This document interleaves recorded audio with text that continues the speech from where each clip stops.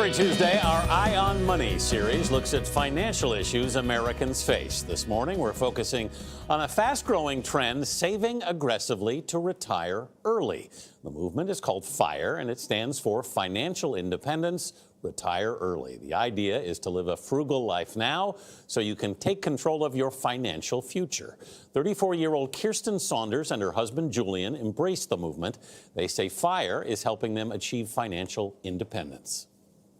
We are on target to hit our financial independence number, our FIRE number, in 2021. Our number is 1.3 million. The intuition behind it is fairly simple. It's save your money so that you don't have to work forever. For me, the step for FIRE was to eliminate the debt. I was a huge spender, and I was just spending way more than I earned. Housing, transportation, and food for most people are the largest expenses that you have. And so if you can do whatever it takes to keep that cost low or eliminate it altogether, that's going to be a huge way to boost your savings over time. We obviously invest in index funds and in the market, but we have 2 rental homes that are income-generating investments, and then we continue to invest in vehicles like 401ks, IRAs, HSAs.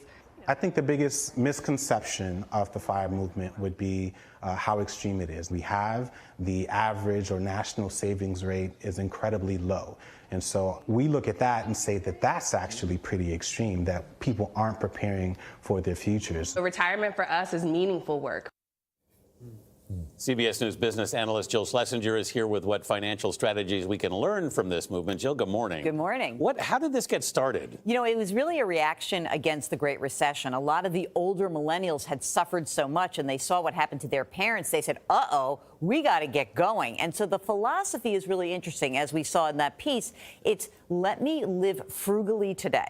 Yeah. Let me save as much as I possibly can. And then I may be able to retire early. But I think really what they're talking about is have control, be able to have maybe a second career that is meaningful. A lot of the founders of this movement really talk about this is around happiness, and you don't find happiness by buying a lot of stuff. It seems impressive to me what they're doing. What's the downside? Why is there... Number one, I'd never heard of the FIRE movement. Neither had I. Had you? No. Tony, have you? I had, yeah. Tony's one of the espousing evangelists. I'm the founding philosopher of the movement. No, I'm not. I spend what I get. I'd never heard of it. So, but they seem to be doing it right. What's the downside? What's the criticism? There have been some financial journalists and some people in the business who say, oh, they are giving false hope to many Americans. In other words, you're really not going to be able to retire early because you've got such a long life ahead of you. Listen, these kids are probably going to live till they're 90, 95, even 100.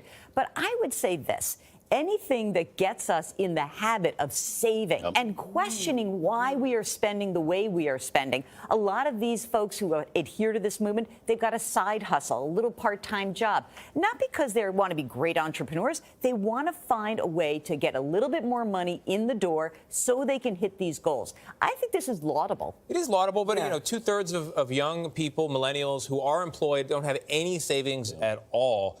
A lot of people don't have enough savings. So is this really only something for people who are taking in huge paychecks? I think another criticism has been that this started with a lot of the younger folks who had high-tech jobs. So they had ample pay so they could choose to do this. But I interviewed a bunch of the FIRE adherents for my podcast. And what they said to me is that's actually not the case, that every single person makes choices every week about how they spend money. So imagine if you could find $10, $15, $20 that maybe you're just throwing away and capture that money, put your savings on autopilot, put a game plan together. I mean, part of this movement is we are asking people to say, what do you want your life to look like? How much do you spend today? Are you tracking your expenses? All of these are fantastic habits to form. So I am very much a cheerleader for that movement. So Jill, where do you look to start to cut to save money? I think the first piece is you've got to track your expenses. I think most of us have this mindless spending habit. And no matter how much you make, you know what I'm talking about. There's 10% of the money that comes in the door and you say, I don't know where that went. Yes. So tracking your money becomes imperative. Then once you identify... It's also very scary. It is. Well, you know what? It's funny you should say that. I liken it to diet and exercise. Yes. It's scary to step on the scale if you need to lose weight. It's scary to go to the gym for the first time if you haven't gotten in a long time. These are steps in the process, but only by doing that, tracking your money, which is really important, can you identify some amount of money to save. Then you want to automate that saving, and maybe you want to automate saving for retirement. And then you want to use the lowest cost options available when you are investing, like index funds. These are really good practices, even if you don't get to retire when you're 40 or 50. What you do gain is a sense of control, and I think that is imperative to make us feel much better about how we handle our financial lives. I can honestly say I don't ever regret saving money. Nobody does. I don't know. I feel like spend it while you got it. Oh, brother. I see you've got work to do. I want to die broke. The past 5 minutes have had no effect on Tony Nicole. Thanks, Tony. Great. Thank you for being at the table. Start my own. Tony, I'm starting to worry about you. Find something you love. You never work a day in your life, and you spend what you have. I'm going to die broke and broken. There's nothing wrong with that. Right? No, that's a good philosophy. Used up. We got to go. Jill, thank you very much. I appreciate it.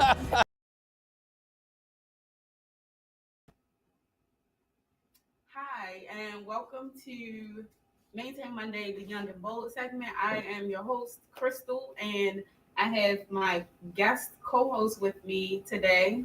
Hi, I'm Jalyn. I am a multimedia journalism major at Morgan State University, and I'm so excited to be guest hosting alongside Crystal today. As you can see from the video that just played, we are talking about taking control of your finances because it is still Financial Literacy Month, and we would like to continue the conversation. So we brought in two special guests with us today to give you some advice and some knowledge on finances. First up, we have Earl Hedgeman from Fort Riley, Kansas, who is 28 years old. He received his education from HCC, Stevenson University, and Towson University. Earl has been in the financial industry since 2015, and he has loved that he's been able to bless his friends, communities, businesses, and families over the years with financial information. He strongly believes that every generation needs a strong emphasis on financial literacy to empower them to make the right decisions as it comes to about later in life.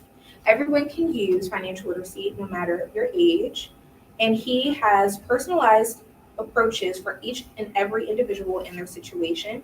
He is bringing Wall Street to the main street. Hello, Earl. Hi, Earl. Thank you for agreeing to be a guest with us today. And then next up, we have Thurman. You guys may remember him from a couple of weeks ago. We had him on with Placido and Cassandra, but we decided to bring him back today to speak to young people about credit. Now, he's going to talk about the importance of credit and credit repair. He is an entrepreneur and investor, the founder and CEO of TS3 Money Enterprises, LLC, an accounting and bookkeeping company that helps businesses grow, people prosper, and communities thrive financially. Thurman is a Baltimore native and an accounting graduate who has a lifelong passion for personal finances. So we're just going to jump right into the conversation. Earlier, Jayla said that because of the video you just watched, of course, the show is going to be about finances. And we brought Earl and Thurman on as our guests, our financial experts for today. So just to jump right into the conversation, let's start with Earl. So based on the video, what are your thoughts on the FIRE method? And just before you answer really quick, while I was doing some research and looked it up, because I haven't heard about it until, I've been doing research on it, and I saw mixed reviews. There were some people that said, oh yeah, I love it. I was able to retire at 35 or 39. And then some people be on it for like 2 or 3 years and say, I don't want to do it no more. It was a waste of my time and so forth. So what are your thoughts, or how do you feel about the FIRE method? Is it something you would recommend? I would 100% recommend that. I think the lady that, I forget her name on there, I think she described it very well on how she kind of went about everything. I think, you can use a lot of these principles, whether you're in your 40s, 30s, or even in the 20s. When you're just coming out of school, and a lot of people, they don't have that education. And I think that this this method and these practices they can definitely implement. But I think a lot of it, you have to get with the right people, right? And you also have to like set that mindset right for you so that way you can actually implement these things. Because you can have this information, but if you don't have the mindset to be able to retrieve it, you can't do anything with it, right? Most people, they say like knowledge is power, but it's applied knowledge is power, you know, because if you apply it, then it actually works, right? And I think some of those mixed reviews and stuff like that, that's going to be with everything, you know. That's true. But I would say I fully agree with that, and a lot of the principles that they were stating is some of the things that I've used in some of my clients and businesses and stuff like that too. So I would 100% agree. Okay, thank you. Now, Thurman, what are your thoughts on that? Is that something that you think you would consider doing? I mean, I know you more so on the credit side, but as like finances in general, do you think that's something that you would try to do?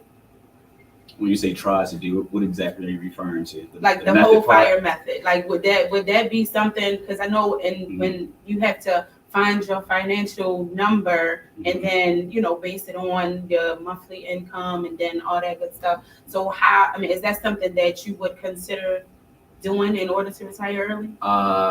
Absolutely. But can you reinstate what the FIRE method means again? It pretty much is wait, I always financial. I ain't get you on the spot. No, it's fine. I've been looking at it so much these last couple of days. It's just like, okay, so financial independence, retire early. Okay. So it's pretty much a savings method, whereas you live off of like half of your income to save the rest of it so you can retire at an early age and then have money whereas though, because some people retire and then they end up going back to work or whatever the case may be. So in order for you to not have to go back to work at 50 and 60 years old. Right. I think it's a great principle and method to have in place for one, because if you think about it, it's primarily about savings. Right. Saving, it's always a good tool to have in place, especially for emergencies and for individuals who want to retire early. So I would definitely recommend that individuals save. But if you think about it, it's kind of difficult to save 50% of your income. So I don't agree with that part, but I definitely agree with the primary focus of FIRE, which is savings. Right. And honestly, it's going to be extremely difficult for some individuals to retire early, because if you think about it, some individuals, their income isn't up to a certain standard to store away enough money to retire early or at a certain age, because some individuals, they might not start saving until after 30. Right. But if you're educated early on, you might start saving, early on. So I think if you start off saving early, let's say, for example, you start off saving right after college, that's when you start making some, pretty decent money. I feel like you'll be at a better standpoint for retirement, but it's going to be extremely difficult for some individuals to retire early if they're not making a substantial amount of money early on. But I definitely agree with the primary focus of FIRE, which is savings. So yeah, it's definitely a great tool to have in place. Okay, that's good. And what about you, Jalyn? Do you think that is something that you would consider doing, being as though you are currently a college student? So upon graduation, or let's say you land a job somewhere after you graduate, is that something that you would consider doing? I think for me, I don't find it super realistic just because I know my own finances. I know how much my expenses are and my monthly income. So I don't think it's going to work for me right out of college. I think I would have to be a little bit more stable in my career before I consider the FIRE method. I think it's a great idea. Don't get me wrong, I think it's a great idea. How realistic, like Thurman said, like for certain people, I don't think it applies to everyone. That is true. I agree. It might apply to individuals who are in a higher, tax bracket, and who can afford to save a substantial amount for retirement early on. But I remember when I first started saving for retirement, I actually didn't even know too much about retirement. But, my manager had brought it to my attention when I was working for a pharmaceutical company before I started working in the banking industry. And some companies, they do have a matching program in place. So I would definitely recommend some individuals, they do start planning for retirement, use the matching program as a benefit to save more, so you can possibly retire early. And I think what he's alluding to, the matching program, is, you correct me if I'm wrong, is like 401ks and different retirement vehicles that is set in place at your job. The business will match onto that, and that's obviously something that you need to talk with them to get more information about. But kind of alluding to your point, I think I don't think you need to. I think the whole concept is starting, right? I think it's not like setting the point of, I need to save 50% today and do that for the rest of my life. Obviously that's the goal, right? But obviously it may not be practical for everybody, like you said. But I think that starting is little, because there's I can't say specific investments and stuff, but there's different investments out there that you could start $25 a month. Right, and there's people that spend that at Chili's or Applebee's on a weekly basis. Right. And I think really what it comes down to is reorganizing and prioritizing your focus, right? Maybe it's cutting down on different streaming services, or cutting down on this, that, and the other, and it's sacrificing some things, so that way later on in life you can enjoy the fruits of your labor. That is true. I agree.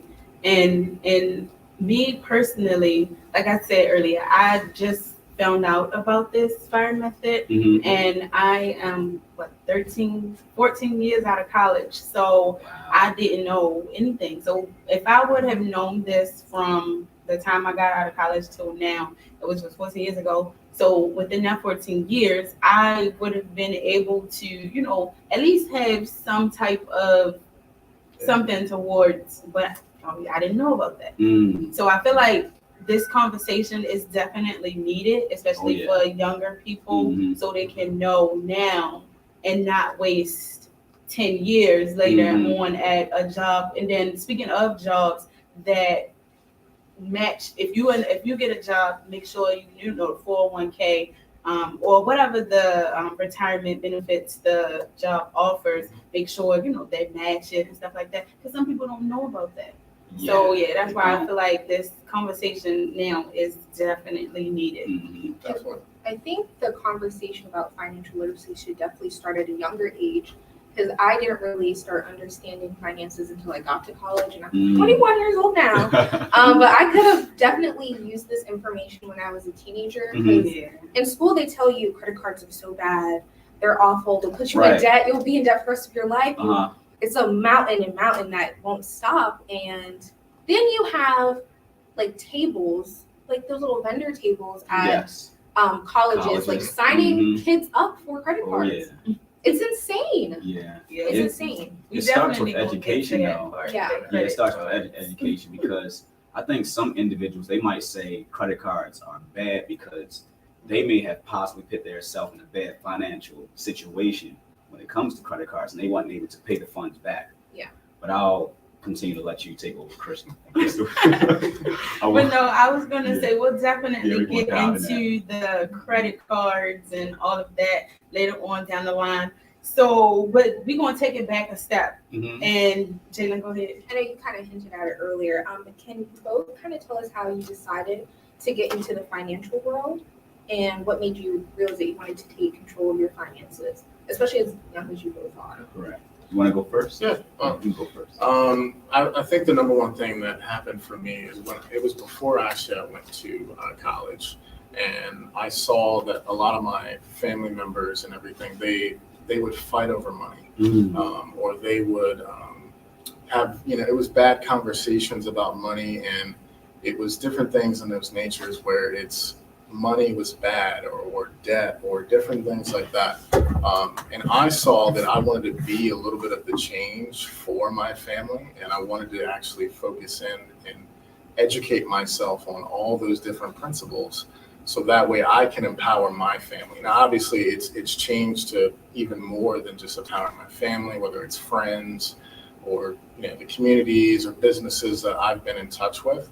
But that's one of the reasons why I did that, and I think that it's so important now to be able to empower a lot of different young individuals like that to be able to get some practical advice, because you don't really learn a lot of these things in school. And if you get a first job, like when you come out of college, like he was saying about the matching and everything, a lot of them won't even teach you anything about that. They just say, sign the paper here and move on. So I think it's so invaluable to really learn all that stuff. So that's one of the reasons why I got into it. Okay. And how about you, And great question. So why did I get into finances? Yes. Personal and finance. Why do you feel like it's important why did you start your business in finance and credit and all that stuff? Okay. So primarily my business, it's a accounting and bookkeeping company, but I've always had a passion for personal finance and dealing with numbers. So early on as a child, I seen my mom, struggling, and my father, at one point he was financially, well off, and at a younger age we would go over like mathematical problems together. He would also allow me to, count money and work on my, math skills. So as time, progressed by, I started thinking, I was like, man, I grew up in an environment that I didn't really have a lot of money. So once I get to a certain age, I want to learn how money works. And I also want to create a monthly budget on a monthly basis as well. So when I got to high school, I was studying personal finance. However, when I was in high school, I was kind of like a knucklehead, so I really wasn't fully engaged in the curriculum. But after high school, I went to CCBC and I started studying business management, and then I changed over to accounting. And I was having a difficult time getting a job in the accounting field because I didn't have that much experience. So I transitioned to working in the banking industry as a banker in 2017. So when I was working with the clients, I saw that they were struggling with their finances. So I think a year prior to 2017, I started creating like a monthly budget for myself. But when I started working in the banking industry, I just grew a deep love and passion to, help individuals get their personal finances in order and also help get their credit in order as well. Because I've seen that growing up, a lot of people struggle with, bad credit and mismanaging their funds. So I just wanted to be a change agent to help the mass and help them, get their finances in order. So in 2019, I started my company, TS3 Money Enterprises. It's an accounting and bookkeeping company, but I also wanted to throw a special twist in there as well. And then I added on credit to help individuals and businesses build personal and business credit. So yeah, that's how I got there. Long story, but no, I'm not tearing up. But yeah, that's how I got there. I seen a need in the community, and I just wanted to change the culture and help individuals build wealth and establish credit so they can get an apartment or get a business loan or even get a personal loan. Because COVID just came into effect. Some individuals utilized all their savings. If some people had decent credit, they could have went to the bank and took out a loan to get them over that hump. So I just wanted to be a change agent and help the community, honestly. Okay. That's good. That's good that both of you, especially at a young age, both of you are millennials, right? Mm-hmm. So yes. Both of you are millennials. Yeah, I'm 31. Okay. So yeah, both of you being millennials. And then like the lady in the video, she said that most millennials it was millennials that kind of started the FIRE movement because they saw the financial situations that their parents or close relatives might have dealt with, so they took it upon themselves to try to do something different, and that's what more so brought about the FIRE movement. So it was what else? So yeah, that's when you mentioned something about business credit and personal credit and all that stuff. So Jayla said something. Jalen, I'm sorry. I'm so sorry. Jalen said something about when in college, you know how they have the tables out there pulling in these 17 to 18-year-olds to get their first credit card without giving them the education behind it.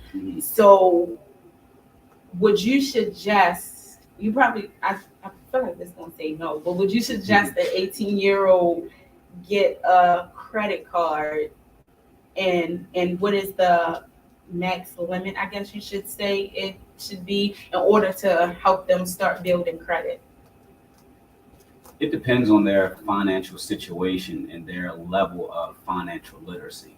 And that's in my own opinion, because some 18-year-olds, they may have grown up in a household whereas though their parents may have added them to their credit profile as an authorized user, and also gave them some financial education on how to utilize a credit card. But if you're 18-year-old, I'll use myself for an example. I grew up in the inner city, and most of my family members weren't very knowledgeable of credit. So when I was attending college at age 18, honestly, in my own opinion, I don't think I was, ready for a credit card. However, I do think once an individual get around maybe 21, they're a little bit more financially established.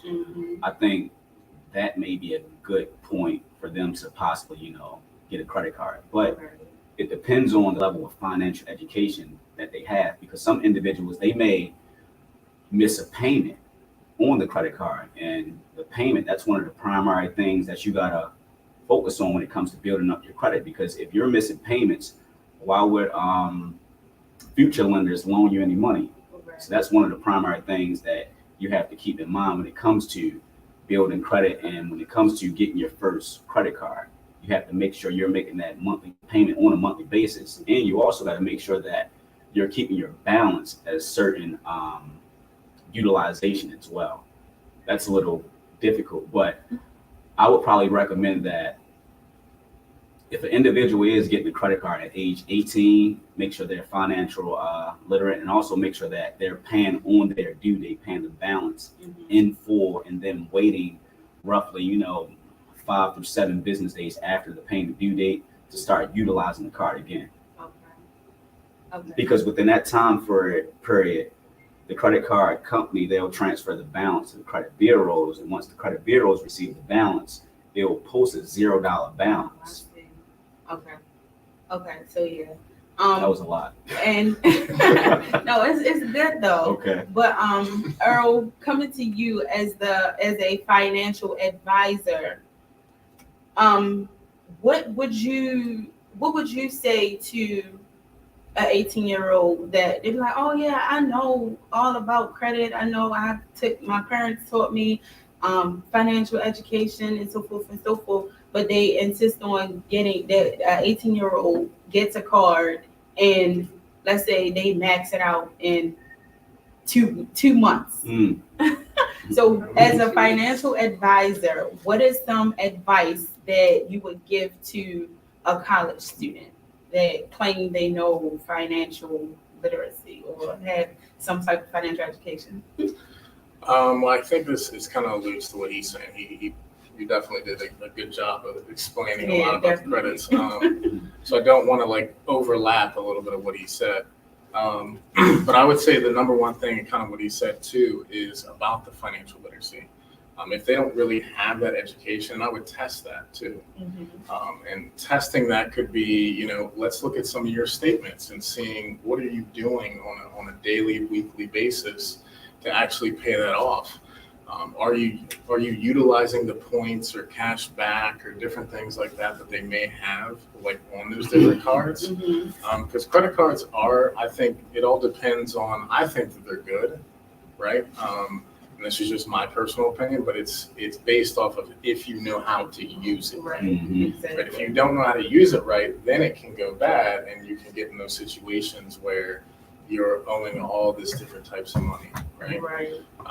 But I do think that based off of like what they could learn a little bit is just understanding how to utilize those points or cash back and understanding what I can do within my daily budget or weekly, monthly budget to kind of make sure that it fits within inside of that.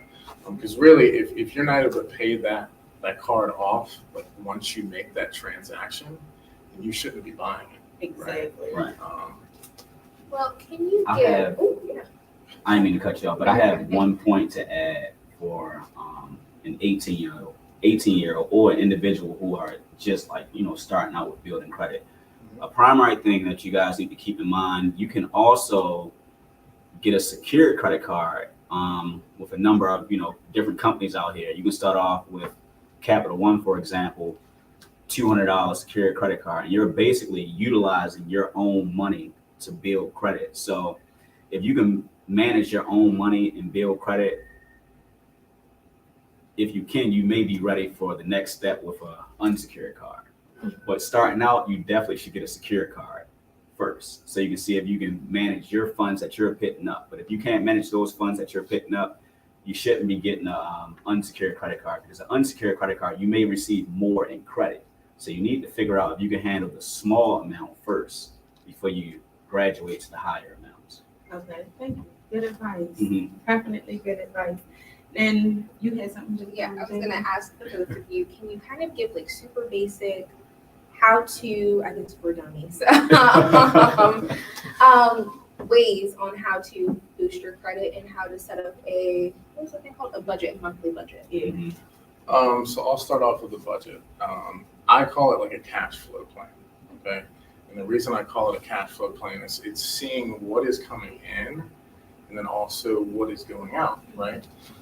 Usually the sheet will have a list of all your expenses, and it'll also have like a list of all the things all the money that you're being able to make on that. Now, I think the best way to do that though is you have to kind of signify what is needed and what's not, right? And then what do you think that you've been spending way too much on, and then kind of taking that down. It's a little bit more intricate and just trying to get that going, but the cash flow plan and a budget and everything, you just have to, the basic things is just understand what you make and then taking that and minusing what you don't. How about you? Question again? How would you boost your credit? Like anybody who I guess has bad credit. How would you boost your credit? First, I would order my credit reports from the 3 different credit bureaus, which is TransUnion, Equifax, and Experian, and then take some time to see exactly what's on the credit report. And one of the primary ways you can build credit is by getting a credit card or taking out a personal loan. But in order to do that, you have to make sure certain things are in place first. But if you're an individual who don't have any credit at the moment, you should definitely consider a secured credit card to start out with building credit. Right. Yeah. Now, speaking on the budgeting aspect, I know you said that having that cash flow, like looking at your cash flow and then planning the monthly budget. So for speaking on real life scenarios, somebody that is, let's say 20, 21, and they still in college or still, going through school, and they have a full-time job, but that job is not bringing in enough money compared to their daily finances. Like they live on their own, they have a car, and let's say they have a child. So of course you gotta pay your mortgage, you'll pay rent, and then car insurance and a car note and a child.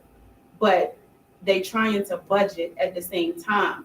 So what is some advice that you would give to that 21-year-old that's like, feel like I don't even have enough money to put aside because I got to cover all my expenses and I don't have a job, paying well enough to do that. So what is some advice on Now, that? I would say that the best way to do it, but it's not the easiest way to do it. It's really finding a way to increase your income. Number one, right? Because if your income is a little bit higher, then you will have less worry within your budget, right? But another thing, it's kind of what I alluded to earlier, is looking at your monthly expenses and trying to see what is my dire need here.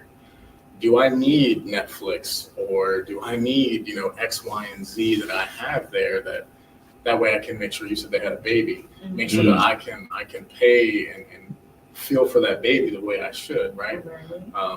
So I would say those two things are definitely the way it is. And I wouldn't go, if you don't have the money just yet, I wouldn't go and use credit cards to do that, because if you don't have the money now, how do you think that you're going to have it in the next month or the next month after that? But I think if you fix that first piece of trying to increase your income in some which way, shape, or fashion, I think that's probably the number one thing for you to do.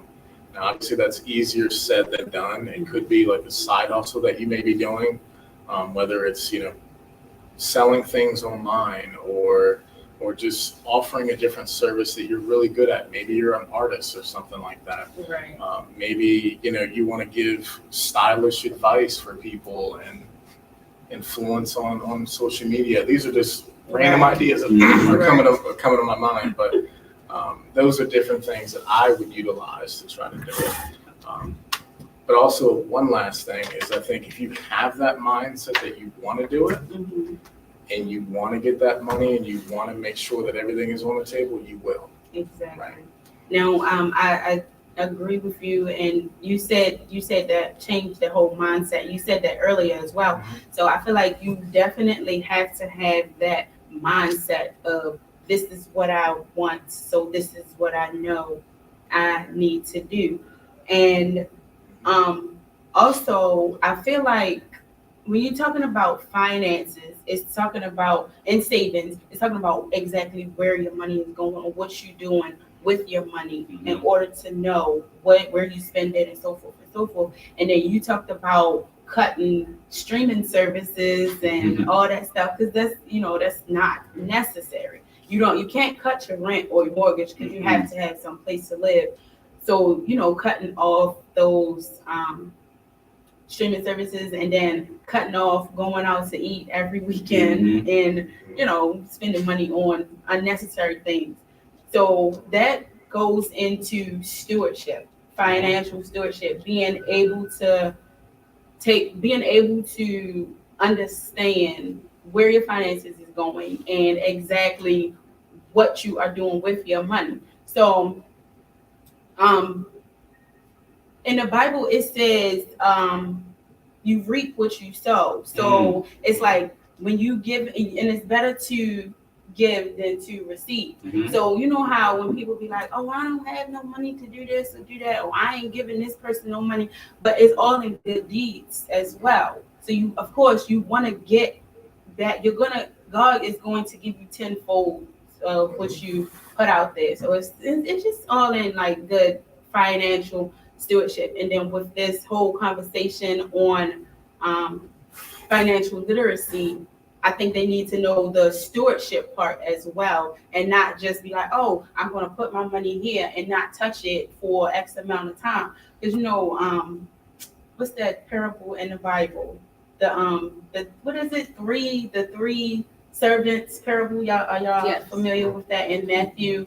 I forgot. It's somewhere in Matthew. It was a parable. 25. Yeah, Matthew 25. It's a parable where it was a guy. He was going on vacation or on a long road trip or somewhere, and he had 3 servants. He gave each of them some money, like silver, not money, silver. He gave each of them a bag of silver according to how he felt that they would be able to handle it. So he gave one person 5 bags of silver, another one 2 bags of silver, and then another one bag of silver. The guy with the 1 bag of silver decided to just bury it and not touch it, and went on about his business. The second one that had 2 bags of silver was able to invest it, and he got in return 2 bags. So then a guy with the 5 bags of silver, he invested it and he got back 5 bags of silver. So when it was time to meet with the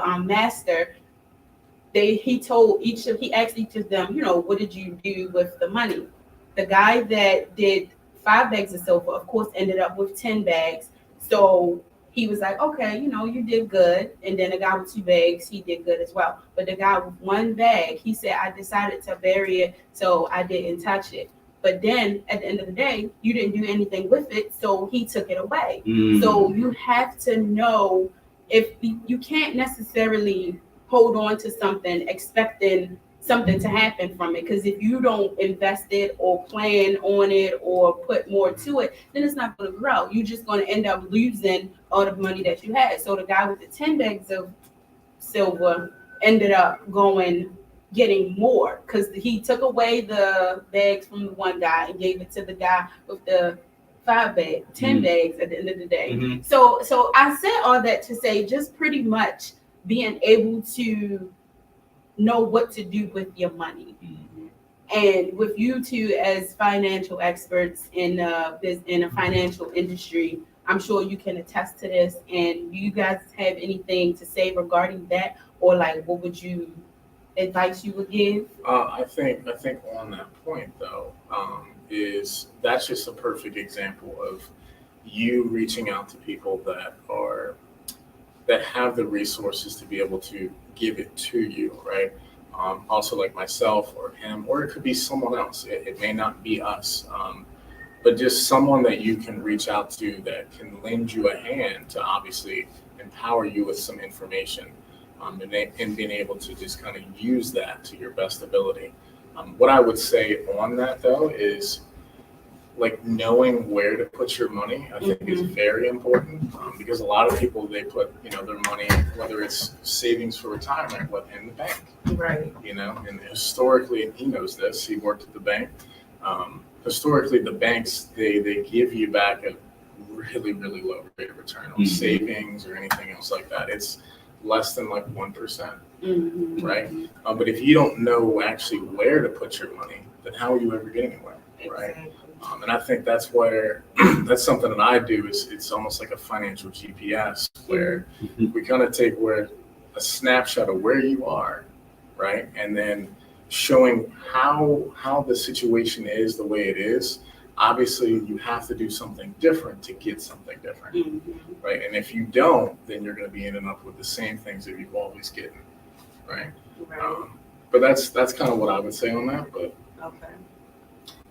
and if you think about it, 2 of the individuals invested their money, right? And one of the individuals, he buried his money. So someone had the wrong financial information. It all boils back down to financial literacy and education. The other 2 individuals, they knew exactly what to do with their money to grow their money, and the other guy, he was clueless. Right. So that's why it's important to have financial education, so you know exactly what to do with your money in certain times, whether it's a difficult financial time or a blessing from God or someone else. So yeah, that's my take on it. Okay. So we have 15 more minutes left in the show, but I just want to get one more point. Credit unions versus a bank. Yes. Which one would you suggest? I know you just said, if you keep your money in the bank, if you only invest less than 1% or whatever the percentage is, but would you suggest a credit union over a bank, or what are your thoughts on that? I would say it all depends on the situation, right? Because in every different area, there is going to be some different rates and all that too. So some credit unions, they may give you good rates on this, that, and the other. And I'm not saying the banks are bad. It's just you have to know what to use them for, right? So whether it's short-term savings, and a short-term savings could be you trying to have a down payment on your house, or you trying to have a down payment for your car, or something like that. Or it could just be an emergency fund that you're trying to set up. And what an emergency fund is a get out of debt, stay out of debt fund. So it's the amount of money that you can have, and obviously it's different for every individual. But it could be 6 months of income. It could be 6 months of, the savings or expenses that you may have. So it could be different for everyone. So it's hard to say an exact answer on whether I would prefer a credit union over a bank. I think it depends on that individual and the kind of situation that they're in, or the area that they're into, because some credit unions in a certain area, they may not really give you, good disposable vehicles to use, Right. And other ones may. So, And how about you, Thurman? Do you have an opinion on that? Yes. So in my own opinion, I think both avenues are great, but to piggyback off of Earl, right? To piggyback off of what Earl was saying, it also depends on your situation and the benefit that you're getting from either the credit union or the bank. But in my own honest opinion, I would probably rather go with a credit union, because based on my experience for the past years that I've been taking care of my own, personal finances, the first bank account I had was with a credit union. No, let me take that back. The first bank account I had was with Provident Bank. They were a bank, but the first actual bank account that I had was my own, was with MeQ Credit Union. Okay. And I feel like the interest rates are lower with credit unions. And if you think about it, if I'm not mistaken, credit unions, they're nonprofits, and banks, they're for profit. So if you think about it, if a credit union is a nonprofit, in most cases, they might be looking out for the customer, for the good of the people in the long run. So I would probably recommend individuals, definitely utilizing credit unions, because their interest rates are extremely low. You kind of answered my question. I'm sorry, Jalyn. But you kind of answered my question, because I was going to ask, for some people that may be watching that might not even know the difference between the credit union and the bank. But you said the credit union is nonprofit and the bank is for profit. So what are some other differences that people should know when they trying to start their bank account, or get into their own personal finances? Because some college students are probably still might be banking with their parents, or under their parents, and haven't branched out on their own yet. So what are some differences that someone should look for between a credit union and a big bank? I think the number one thing is there should be a rate sheet. A rate sheet. Oh, rate. There should be something that is either advertised or that they have on there, the rates and all that, whether it's for credit cards, I think what you were alluding to, like the interest rates, or it could be like IRAs that they have, or savings accounts, or high yield checking accounts, or different things like that. So I think the rates and all that will probably be a little bit different, comparable to like a bank and a credit union. And usually a bank and all that will have lower rates, on meaning like the savings and stuff. So that's money that they're giving back to you on the money that you're having into their account. And that goes off to what he was saying, is because they're for profit. So they want more money in their hands. But if it's like the credit unions, they usually have a little bit higher rates on like savings and different things like that, because it's for you. Now it's lower rates, and excuse me if I'm confusing people, but credit cards, obviously you want the lower interest rates on your credit cards, but you want higher rates on like savings and everything else, because that's money that's going to be working for you, not against you. And you had something to add, Yes. Two things. I think individuals should pay close attention to the fees and overdraft fees as well. Well, I can combine them two together, but I think that might be the difference with banks and credit unions.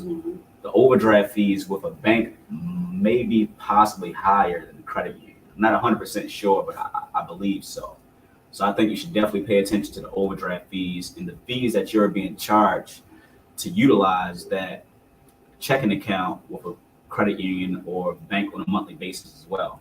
because what I've seen when I was working in the banking industry, most of the customers they wasn't knowledgeable of the fees that they were being charged on a monthly basis for the specific account that they were in. Because in some cases, you may have to maintain a certain balance. Because some individuals, they would come across a promotion and sign up for that account based on that promotion. But let's say, for example, if their direct deposit stock, they may start being charged a $14.95 fee on a monthly basis.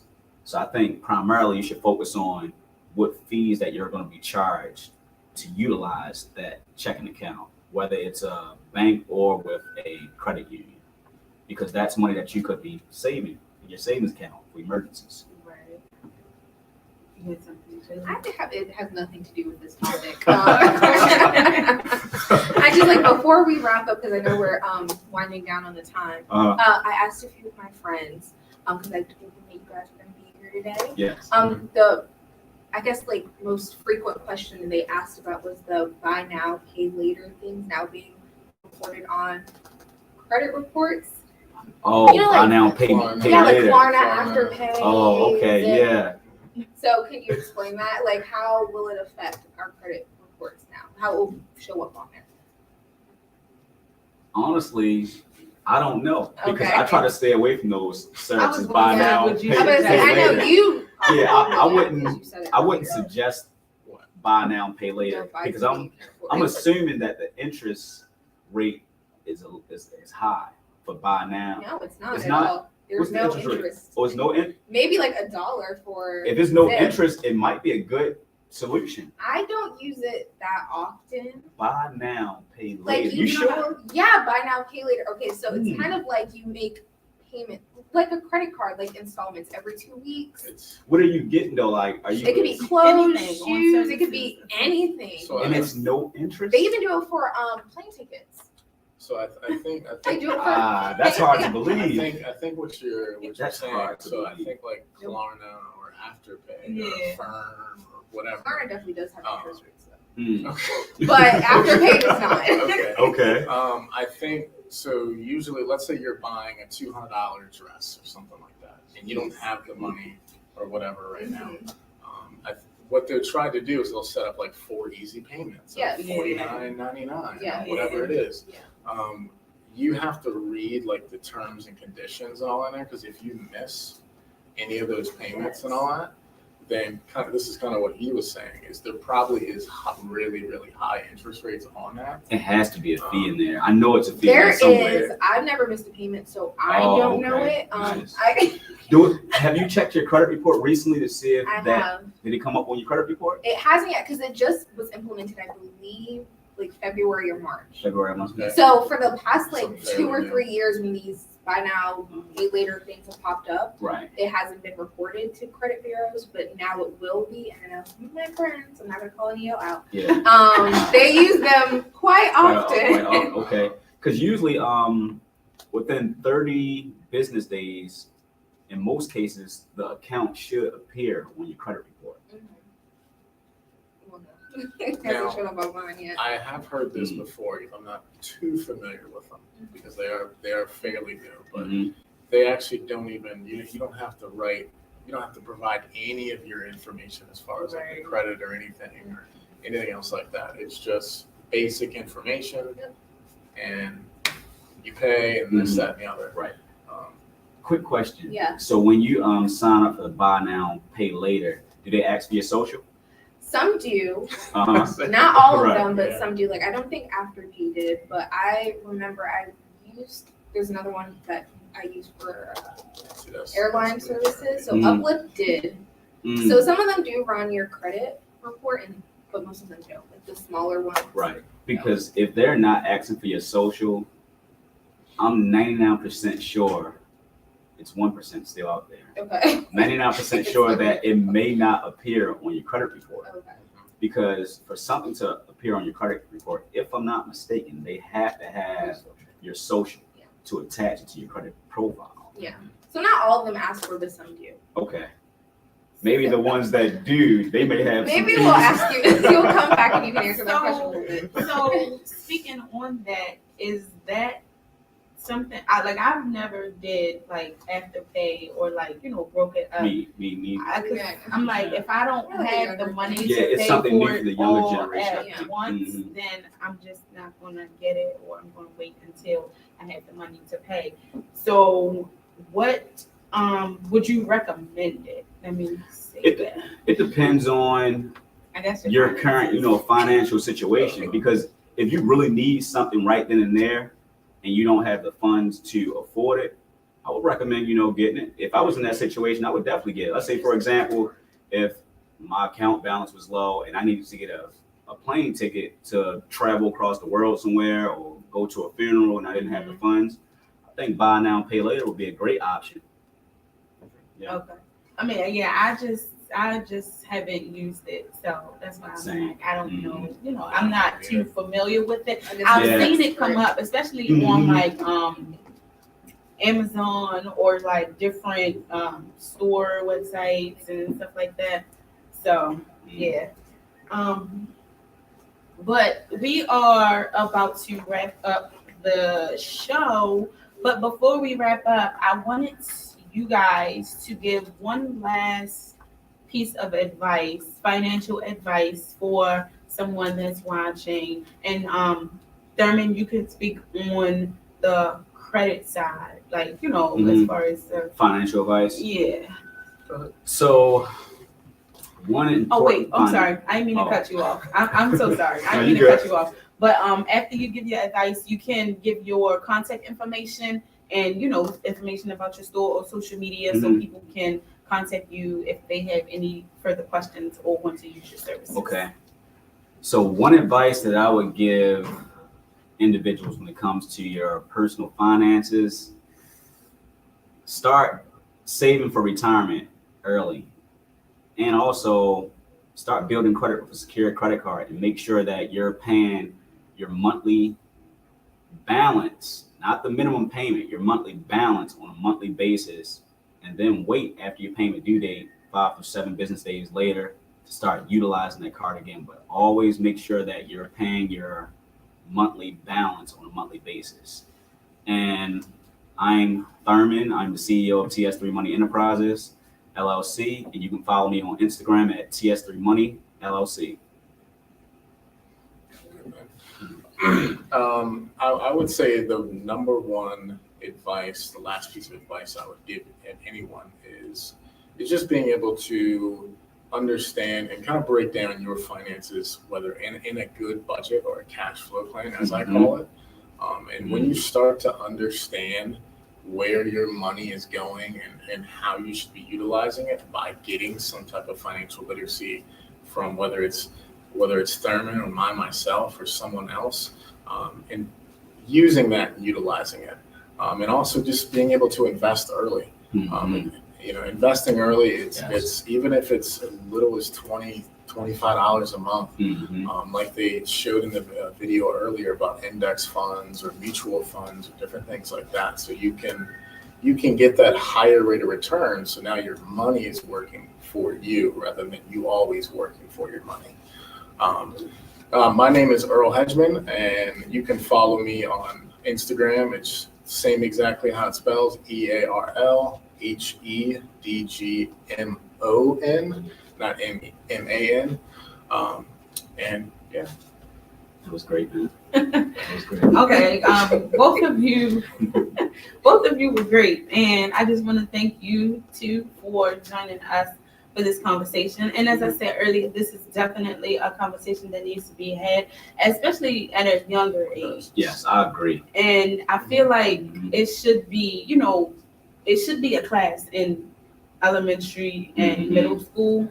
Well, middle school, because middle school is when kids start really learning the value of a dollar. Elementary school, they be like, oh, can I have a dollar? They don't know that this, they might have $100 and be like, oh, I'm rich. But in middle school is when kids start, learning the value of a dollar. So I feel like at that age range between, 12, 13, maybe something. Yeah. So yeah, I feel like this is definitely a conversation that need to be had. And then even us having this conversation now with Jalyn. Oh yeah. And current college students or high school students that's I am on thinking credit. of thinking of going into getting their own finances, personal finances in order. But again, thank you guys for joining. And I just want to thank you all for watching. And if you have any comments or questions or concerns, you can reach out to our financial experts here. Their contact information is in the comments and on our page as well. So you can reach out to them. And again, thank you for joining. And you can catch the Young and Bold segment here every fourth Monday of the month. I'm your host, Crystal, and I have my co-host with me here, Jalyn. And again, thank you guys for watching and enjoy the rest of your day. Thank you. Have a blessed one. Have a safe, blessed day. Are we experts now? I feel like I don't feel like I'm an I'm a expert. queen. Well, at least you guys have some more, education around, Yes, personal definitely. finances, because I wish I could have started investing when I was 18. Yeah.